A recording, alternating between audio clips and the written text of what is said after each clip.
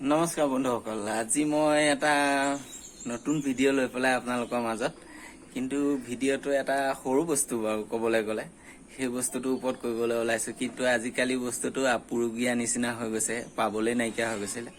যোৱাবাৰ মই বজাৰলৈ গৈ পেলাই এপোৱা কিনি আনি পেলাই কৰিছিলোঁ আৰু ধুনীয়া বাহিলে, প্ৰডাকশ্যনো বহুত হ'ল। কি বস্তুনো সেইটো আপোনালোকে চাই লওকচোন। বস্তুটো আপোনালোকে চাই লওক। এয়া দেখিছেনে? এয়া কি বাৰু চিনি পাইছে নাই? এয়া হ'ল পিঁয়াজ, কিন্তু এইটো গাঁৱলীয়া পিঁয়াজ। কেনেকৈ লাগে দেখিছেনে? প্ৰত্যেকটো এনেকৈ খুলি দিব পাৰি, এথোপা এথোপা হয়। মই কিনি আনোতেনে ইমান ডাঙৰ নাছিলে, একদম সৰু সৰু আছিলে। ইমানটোৱে হাইষ্ট ডাঙৰ আছিলে নেকি, ইমানটোৱে আছিলে হাইষ্ট ডাঙৰ। আৰু মই তেনেকুৱা কিনি আনিছিলোঁ এপোৱা মানে এপোৱাও কিনি আনিবলগীয়া কথা আছিলে, কাৰণ এপোৱা দামী 100 টকাকৈ লৈছিলে।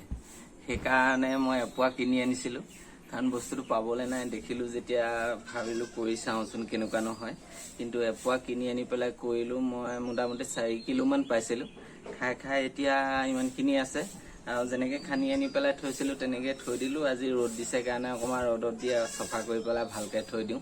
যিহেতু নেক্সট বছৰ অলপ বেছিকৈ কৰিম বুলি ভাবিছোঁ, কাৰণ এতিয়া কঠীয়াটো মোৰ নিজৰ ঘৰতে আছে, কিনিব নালাগে যেতিয়া।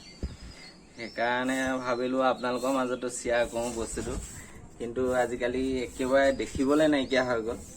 আৰু এইটো বস্তু চবচে বেছি খাবলৈ এতিয়া বাৰিষাৰ কাৰণে ভাল।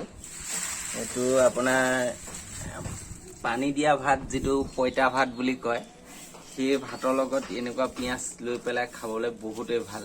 যিসকলে টেষ্ট পাইছে তেখেতসকলে গম পাব, যিসকলে নাই পোৱা তেখেতসকলে খাই চালেহে গম পাব। কাৰণ এই পিঁয়াজটো, এইবিলাক আমি যিবিলাক কিনি পেলাই খাওঁ সেইটো পিঁয়াজতকৈ এই পিঁয়াজটো জালটো বহুত বেছি। আৰু এটা কথা, মই এইটো বস্তু কৰিছিলোঁ, ইয়াতো মই ব্ৰইলাৰ গু ব্যৱহাৰ কৰিছিলোঁ। সেইকাৰণে ইমান ডাঙৰ ডাঙৰ হৈ গৈছে। মই ভবা নাছিলোঁ ইমান ডাঙৰ হৈ যাব বুলি, কাৰণ কিনি অনাখিনি বহুত ইমানটো চাইজহে আছিলে। সেইকাৰণে ব্ৰইলাৰ গু দি পেলাই কৰি চাইছিলোঁ, এয়া ইমান ডাঙৰ ডাঙৰ হৈছে। আৰু দিছিলোঁ মই আলু দিয়া নিচিনাকৈ দিছিলোঁ। মাটিখিনি চাহ কৰি পেলাই নাঙলেদি এনেকৈ খুলি বনাই এটা এটাকৈ দি, খুলিটোত মানে ব্ৰইলাৰ গু এনেকৈ দীঘলকৈ দি দিছিলোঁ। আৰু তেনেকৈ কৰি পেলাই বেছি কষ্ট নহয়। মই মাটিও নচপালোঁ, তেনেকৈ থৈ দিলোঁ। মাটি নচপালোঁ মানে ব্ৰইলাৰ গু দি পেলাই থৈ দিলোঁ। তাতে গছ হ'লেও গছৰ পৰা পাতটো খাব পাৰি, সেইটো এটা ভাল।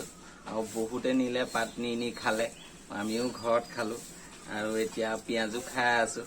এতিয়া মোটামুটি 1.5-2 কেজিমান খাই দিলোঁ, আৰু বাকী এইখিনি আছে। ক'বলগীয়া মোৰ সিমানেই আছিলে। তো ৰঙালাও দেখিছে, বেছি যথেষ্টখিনি শেষেই হৈছেগৈ।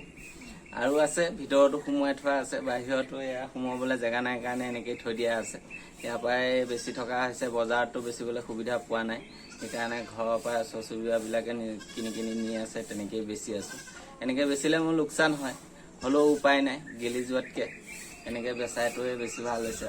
বহুত কম দামত দিবলগীয়া হৈছে, কাৰণ ওচৰ চুবুৰীয়া মানুহে কিনি নিছে। বজাৰত বেচাহেঁতেন যিটোত মই 20 টকা পাইছোঁ এতিয়া, সেইটোত মই কমকৈও 30 টকা পালোঁ হয় বজাৰত বেচাহেঁতেন। বছ সিমানেই ক'বলগীয়া।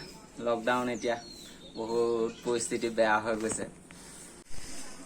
তো ৰঙালাও পৰিস্থিতি সিমানেই। আৰু এটা কথা, এই বস্তুটো পিঁয়াজ বুলি ক'লোঁ হয়, কিন্তু আমাৰ অসমীয়া ভাষাত ইয়াক পনুৰু বুলিও কয়। আৰু আপোনালোকে যদি কৰিবলৈ বিচাৰে, মইতো আপোনাৰ আহিন মাহত দিছিলোঁ, আৰু চ'ত মাহত মই বস্তুটো উঠাই দিছিলোঁ। আহিন কাতি মাহতো ৰুব পাৰে, মানে আপোনালোকৰ যদি সোনকালে ধান কাটি হৈ যায়, তাৰ পথাৰ উলিয়াই পেলাই এইটো বস্তু কৰিব পাৰে। মই পথাৰৰ মাটিতে কৰিছিলোঁ, ধুনীয়া হৈছে, বহুতেই ধুনীয়া হৈছে।